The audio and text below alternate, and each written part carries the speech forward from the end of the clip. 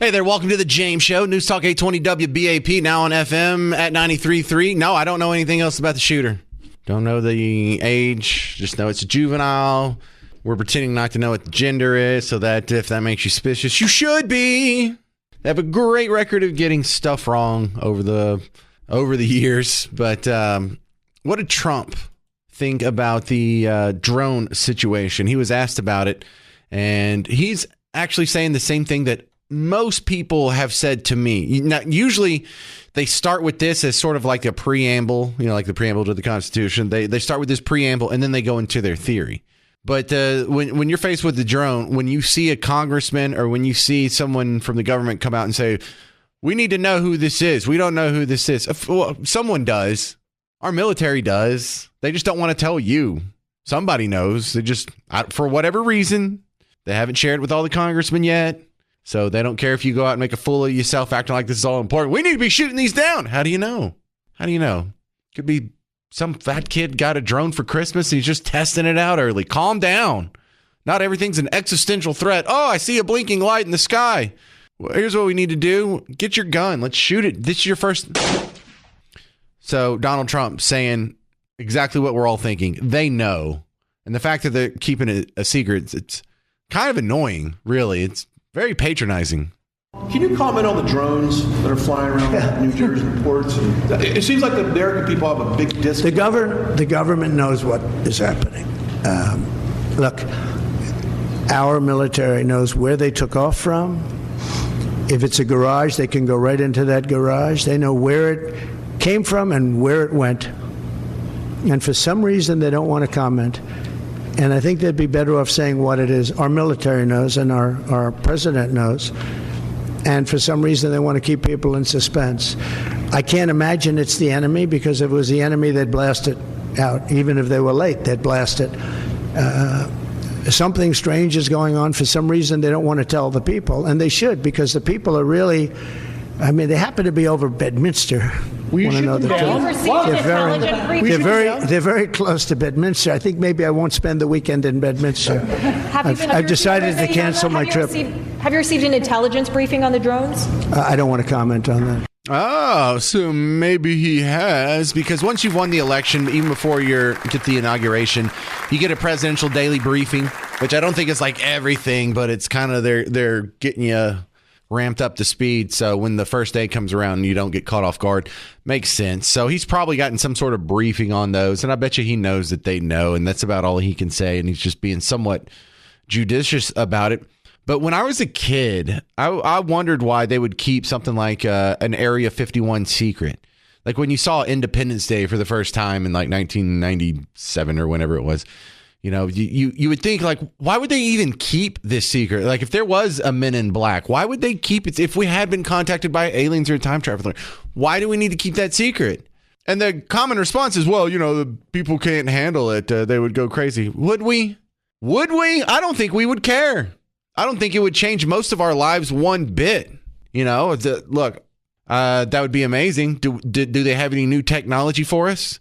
Doctors would be asking if they have, any medical breakthroughs and technology that they could share with us. I'm sure the guys in the oil patch would be asking if they have any great ideas for, drill bits or how we can develop energy sources. Hunter Biden would probably ask if they had crack.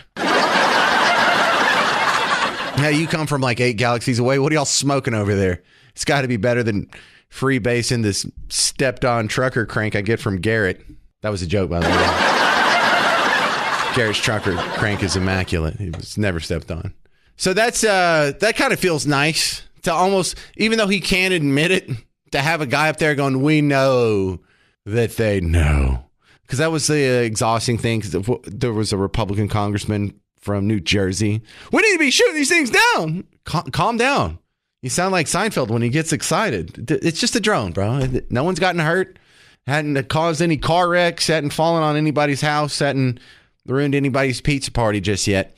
The other thing that was sort of a common sense quote from his press conference just in the last 12 hours here is that you're not going to believe this, but he actually condemns the murder of the United Health CEO. That's a bad thing. Like, I know. What a brave statement. Murder is bad. What do you make of the reaction I think around it's the terrible. suspected shooter? Does that tell you anything about how people I think it's a about terrible thing. I think it's really terrible that some people seem to admire him, like him. And I was happy to see that it wasn't specific to this gentleman that was killed. It's just an overall sickness as opposed to a specific sickness. That was a terrible thing. It was cold-blooded, just a cold-blooded, horrible killing. And how people can like this guy is, that's a sickness, actually. That's really very bad, especially the way it was done. It was so bad, right in the back. Right. And I'm glad not only did he call out immediately, like, yeah, that's bad, that's sick, but also the people who are sort of sympathetic. There's a little bit of a sickness there. You're not as bad as the guy pulling the trigger, but there's something wrong with you. You rebelling? Oh, good. Huh? Well, that's what they get. Well, I'm not saying I'm okay with murder, but, and then whenever you say but, that sort of negates what you just said in the first half of the sentence. We've been kind of worried about you guys. We've been kind of worried about you celebrating this murder, like right after you shaved your head and swore off sex and threatened to leave the country and had a scream fest and all. There's some people who they're going to need to take some mental health days. I don't know. Do the people who are mentally healthy ever take mental health days? Or is that just one of those great little ironies in life? Yeah, that's kind of bothersome. How many people you've seen, how many people you know say, "Oh no, that's all right." You deny claims and you kill so many grandmas. Eventually, somebody's going to do something. What could you expect other than just being murdered in the street like a dog? Yeah, there's a lot of other things I could expect. I don't know. Maybe you could go try and repeal Obamacare, the thing that forces everybody to do business with the United Health CEO. You're forcing everybody into that trap. So some obvious paradoxes there. And Trump is such a stark contrast to the guy who's the president now. You might forget, president right now, still Joe Biden. Still Joe Biden. Dude, if he ever speaks to the public from now on, go watch it. He is slipping more and more by the day. He can barely put out sentences. He is like making the funny facial gestures like your toddler does when he's filling his diaper. There's going to be a reckoning because you know that this guy is not going to make it another 4 years. Like his body might make it another 4 years, but when he is not able to speak or in hospice or, I don't revel in the fact that he might die in the next 4 years. But when he doesn't make it through his next term, we'll all be looking around and be like, you guys, up until June, we're saying this guy was the best guy for the next 4 years to be president. And it's almost like there's a next level of accountability that necessarily should be happening if something medically happens to this guy. But you're all caught up on that. Coming up next, could your family photos for Christmas get you into legal trouble? I don't know. Do you have to be careful with that, with your trademarks and registered trademarks, icons, and intellectual property? We'll talk about that with an attorney next on The James Show. News Talk 820 WBAP, now on FM at 93.3. Hey there, welcome to The James Show. News Talk 820 WBAP, now on FM at 93.3. Well, you probably didn't think about this before. Is there something in your Christmas card photo that could get you in legal trouble? Let's ask intellectual property attorney Kristen Roberts back on The James Show. Welcome back. What's the meaning of this, Kristen? I can get in trouble for my Christmas photos? Well, I don't necessarily think you can get in trouble for your Christmas photos, but if you were a photographer, for example, offering Christmas photos for sale with a backdrop featuring the Grinch and you called them a Grinchmas photo shoot, you might start getting some ire from Seuss Enterprises because they offer those things under license. So you personally probably aren't going to be in trouble for that, but more likely than not, your photographer could be. Ah, I see where this is coming from. So if you use like a Coca-Cola logo or something, what level of icons or what should I say, trademarks or logos or whatever can you put in there? Well, unless you have the rights to use any of those logos, you're not really allowed to use any of them. But really the question comes down to who's going to catch you, right? The smaller the shoot is, the more under the radar you are, that's really where it's going to be harder for those companies to kind of catch you and send you a letter or ask you to stop or ask you for some kind of compensation. Where I think it becomes problematic is when a photographer trying to drum up some business or another person trying to drum up some business of some kind, puts out a shoot like this, and then it goes viral on social media and it starts to get a lot of attention. That's really where we start to see larger companies like Seuss Enterprises, like Disney, for example, start taking notice. Yeah, I've heard something similar in the bar industry. You can't advertise, hey, come here to watch the Cowboys play whoever they're playing this weekend without paying the NFL. So you basically have to pay like $10,000 just to put a poster in your window. Yeah, that's right. And it's not just bars. It's also, big apartment complexes. If they're doing like a movie night, for example, in their, common area, or they do them on the lawn sometimes, and you invite people out to come have a movie night on the lawn. That counts as a public performance, and you could be in trouble for not paying the proper licensing for that. Even if they don't charge anything? Even if they don't charge anything, because the people that live there are paying money. So they'll say that it's close enough, right? They're still owed the money. So not always is it just because it's free makes it okay. You also have to assess whether the underlying activity can generate revenue. So would it lead to more residents, for example, wanting to sign up? Would it, right? So you have to be kind of careful about how you approach this stuff, because the owners of this intellectual property, they go as broad as possible. And that's what I do, right? When an intellectual property owner comes to me and says, hey, Kristen, I think someone is using this improperly, I'm not going to say, well, I think they're okay. I'm going to say, well, how broad can we get to protect you and get the best outcome for you? That's interesting. So what about small business owners around here? Is there any way that they could be missing out on some revenue because people should be getting licenses they're not doing? Yeah, absolutely. I would say some of the muralists in your area, there's a lot of small businesses that create paintings and murals on walls. If there's a mural that does really, really well, and a lot of tourists come and take pictures in front of it, and then, create postcards and things like that, that's definitely something that the muralist could potentially be getting money for, especially if their contracts with the building owners don't provide for that kind of use. Oh, that's interesting. What if I know I have a lot of slavishly devoted listeners to the James Show. What if they wanted to make a T-shirt that says, I love the James Show? At what point could they get in trouble from my parent company? Well, if the James Show is protected by trademark, which I'm assuming it is, then they can't use your trademarked phrase or your parent company's trademark phrase without authorization from the parent company for a fee. Now, if, for example, it's somebody famous and it winds up getting you more listeners and it gets you more, it gets you a broader audience, sometimes a parent company is going to go, yeah, you know what, we're going to overlook that because that actually helps us more than it hurts us. But that's up for the owner to decide. But if someone wanted to, like just regular old Times New Roman font, make a T-shirt that says, I love the James Show, they're not using any of our iconography or our graphics or any catchphrase. Could they do that? It depends on what your James Show trademark is registered for. So if you've got a registration that just covers the radio entertainment services, then a T-shirt may be okay. But if the T-shirt connects people to the show and they go, oh, hey, is that James Show that we love so much? And everyone goes, yeah. And then they start taking away, your parent company may not be so happy about that. But that only happens if they make the shirts and sell them, right? If you make it for personal use, is it different? Yeah, personal use is usually okay. All right. So there you go. For all of you people who are just madly in love with the show, there's where your legal boundaries are. Make them shirts. No. All right. Who needs to call you to find out where they can get some of these missing royalties and fees? If they need to get in touch with me, they can find me on my website, TrestleLaw.com, TrestleLaw.com. What if you're a photographer and you see someone's used your Dallas skyline for one of their posters? Is that something you do too? Definitely reach out. Yeah, that's all copyright. I would say if photographers, the best step a photographer can take without hiring a lawyer is to register their photos with the Copyright Office. And they can do that by visiting copyright.gov, and they just submit the application through the internet themselves. It costs about between $30 and $50. It's a relatively low cost, low bar of entry to get your stuff protected. All right. What's your website one more time? TrestleLaw.com, TrestleLaw.com. Kristen Roberts, thank you very much. Thank you.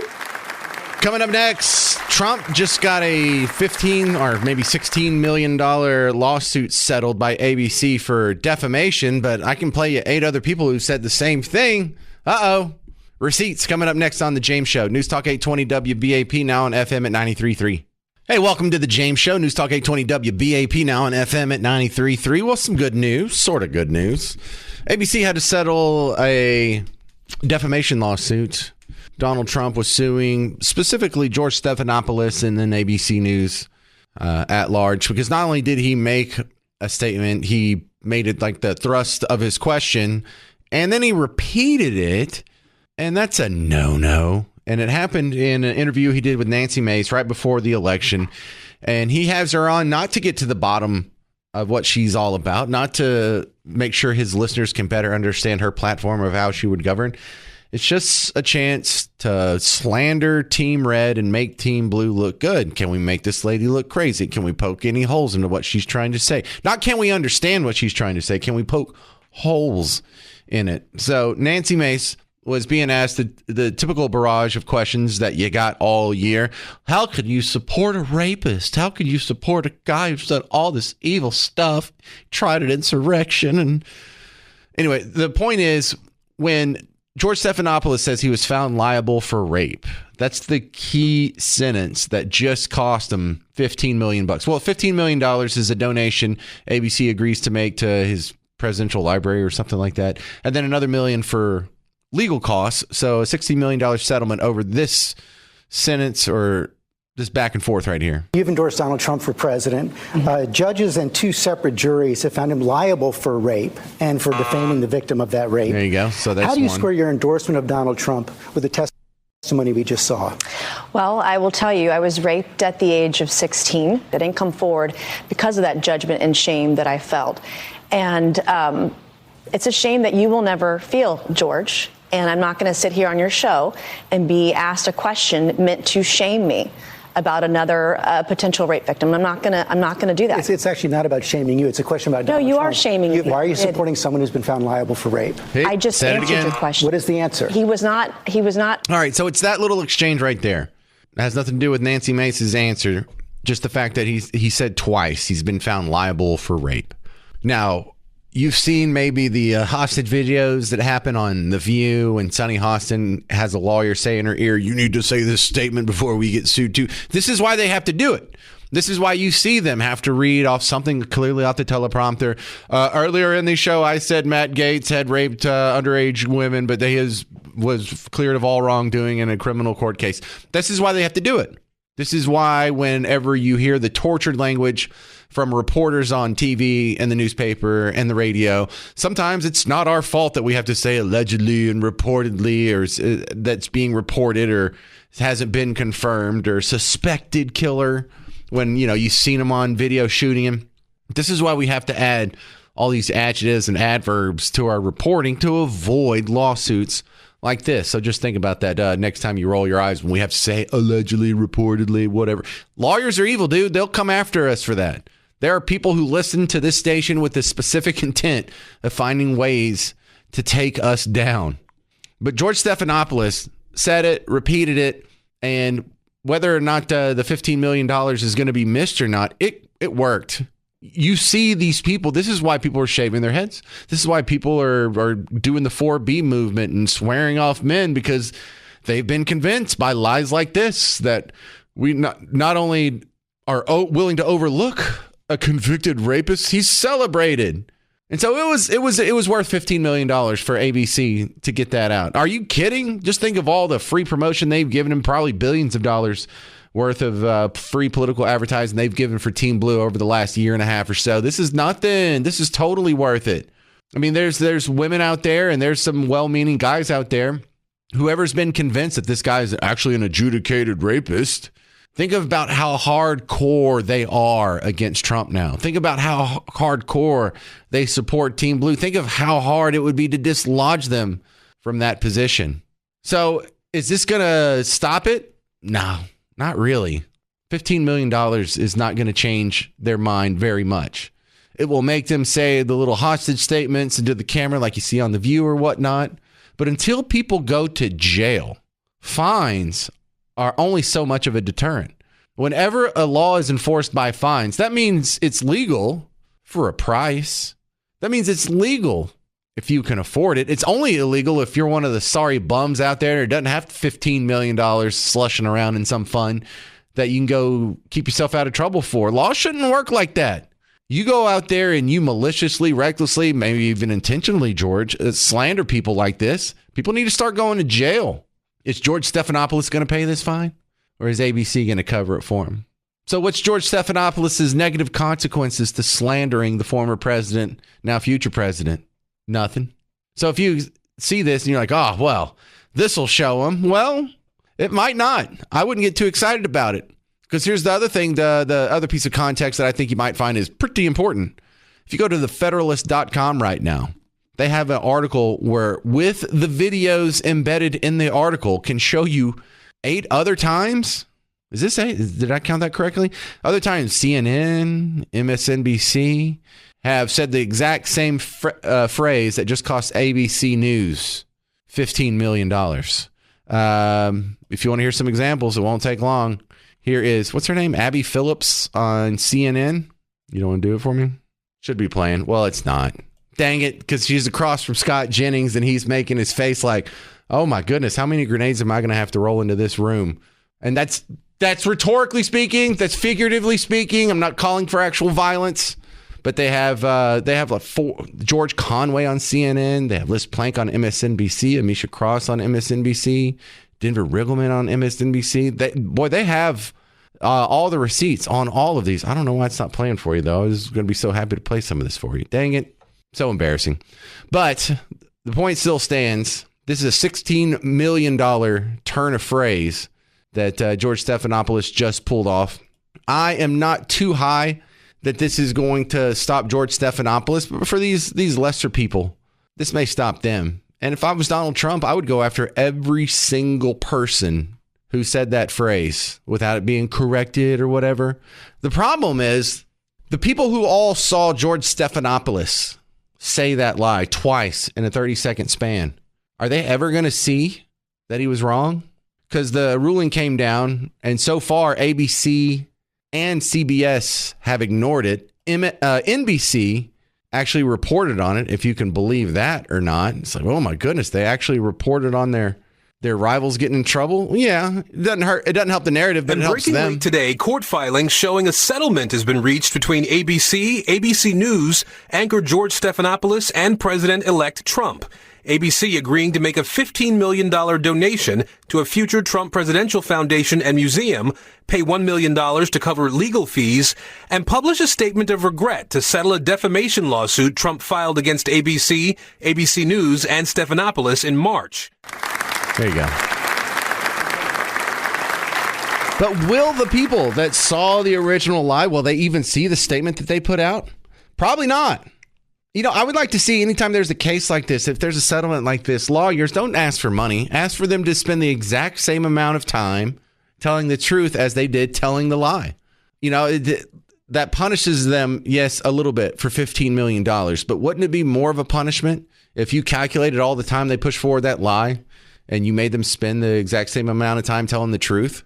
Wouldn't that be great? Because we just found out last week that the Duke Lacrosse stripper was lying the whole time about being raped. What if all of these channels had to go back and spend just as much time exonerating the falsely accused Duke Lacrosse kids as they did condemning them? Wouldn't that do a lot more to undo the damage that they did? Because the damage that they did back then is emotional. People remember that they thought, oh, this is white privileged guys and racial animus, and the society just sweeps it under the rug because we're all just racist, and it's basically Mississippi burning in 1949 or whenever that movie was set. If they spend the same amount of time going in the other direction, wouldn't that kind of heal the divide? Wouldn't that kind of give pause to people who are going to be suspicious about other races? Wouldn't that show the world that we get along together amazingly, better than any other mixed society in the history of humankind? If we just harp on the negatives and not the positives, that helps the narrative. Well, your narrative's ugly, and I don't like it very much. That is a god-awful narrative you got there. You should be embarrassed. Pentatonics is coming to the American Airlines Center December 22nd. Get tickets now at Ticketmaster.com, or they're part of our giveaways that we're doing right now. You text the word Christmas to 800-288-9227, and you have a chance to see Pentatonics, American Airlines Center, December 22nd. Text Christmas to 288-9227. Coming up next, we're going to talk to an internationally recognized expert in chemical, biological, radiological, nuclear issues, Dr. Jeff Brodeur. What's going on with the drones? That's coming up in about 7 minutes on The James Show. It's News Talk 820 WBAP, now on FM at 93.3. Well, hey there, all you beautiful Texans. Welcome back to The James Show. It's News Talk 820 WBAP, now on FM at 93.3. So what are the drones over the East Coast? Did we find out over the weekend? No, they're still pretending like they don't know. And we know that they know. We just know that they're not telling us yet. And do I know why? I really don't. Let's ask my next guest, Dr. Jeff Brodeur. He's coming back on from Rigaku. He's an internationally recognized expert in chemical, biological, radiological, nuclear issues, and also a pretty good guy to interview on the radio. Jeff, do we have anything official on where these drones are coming from? Hey, sir, this is Jeff. Appreciate the invitation to come back. Absolutely not. And a shameless plug, how about those Cowboys? Well, we found a team worse than us. It does happen. That's okay. As a soldier, I always knew that past inspection, you stand next to somebody with muddier boots than yours. But that's not the subject. Let's kind of set the table on what other people are not talking about that our listeners need to know. In terms of authorities within the federal government for dealing with issues like this, the Federal Aviation the FAA manages our airspace. That's a federal domain. Their higher headquarters is Department of Transportation, which is an interesting point in a little bit. The FBI investigates violations in criminal activity, and the Department of Homeland Security is the lead federal agency for both Homeland Security and Defense. That's important to understand because Department of Defense is in support of Homeland Security for defense and defensive support of civil authorities. In other words, Department of Defense can't do anything unless DHS does the mother may I and grants them approval. Right now, our Secretary for Homeland Security said there is no threat. Department of Transportation is, as they say in the Army, AWOL. Department of Defense is in support. The FBI is in direct support. I'll tell you, I could fix this as the Secretary for Homeland Security tonight within the next 45 minutes. It's not hard. You publish a notice to airmen that there's an active threat measure in place for all unauthorized manned and unmanned aircraft. We have shoot-to-kill orders in place. Beware, beware, beware. That'll fix the problem. It won't find the perpetrator, but it'll fix our problem. But it also lets us know that the fact that they're not shooting them down is that they probably know who it is and they're not a threat. I mean, that sounds actually believable. Yeah, it sort of does, and it reminds me of 2019. So I'm going to read a couple of lines here for you. They sound pretty similar. In December of 2019, witnesses described groups of 6 to 30 drones with 6-foot wingspans flying in grid patterns at night. Yeah. That was in Northeast Colorado 4 years ago, from December 2019 to January 2020. That's a cold case.